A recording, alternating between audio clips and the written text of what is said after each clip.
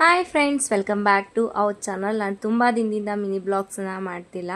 ಏನಕ್ಕಪ್ಪ ಅಂತಂದರೆ mini blogs ಮಾಡೋದಕ್ಕೆ ಟೈಮ್ ಇದೆ, ಬಟ್ ಮಾಡ್ತಿದ್ದೀನಿ.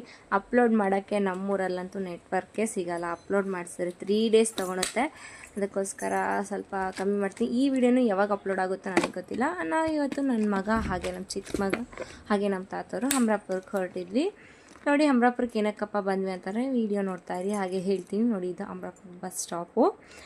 ನಾನು ದಿನಸಿ ಅಂಗಡಿಗೆ ಬಂದಿದ್ದೆ. ದಿನಸೆಲ್ಲ ತೊಗೊಬಿಟ್ಟು ಸ್ವಲ್ಪ ಗ್ರಂಥಿ ಅಂಗಡಿಗೆ ಬಂದುಬಿಟ್ಟು ಅರಿಶಿನ ಕುಂಕುಮ ಅನ್ನೋದು ಇರಲಿಲ್ಲ ಮನೇಲಿ.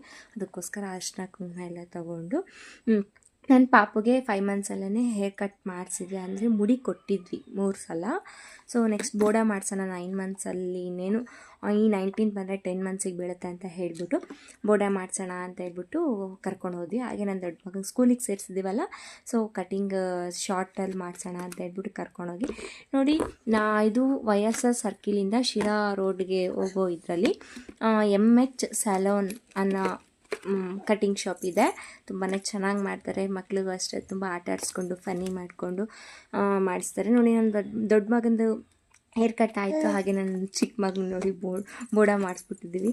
ಸೇಮ್ ಹುಡುಗಿ ಕಂಡಂಗೆ ಕಾಣಿಸ್ತಾನೆ ಬೋಡ ಮಾಡಿಬಿಟ್ಟು ಅಲ್ಲೆಲ್ಲ ಸಂತೆ ತೊಗೊಂಡಿದ್ವಲ್ಲ, ಅಂಗಡಿ ಹತ್ರ ಹೋಗಿ ಮತ್ತು ದೀನ್ಸ್ ಎಲ್ಲ ತೊಗೊಂಡು ನಾವು ನಮ್ಮೂರ ಕಡೆಗೆ ಹೋಗ್ಬೇಕಾದ್ರೆ ತುಂಬಾ ಮೋಡ ಆಗಿತ್ತು.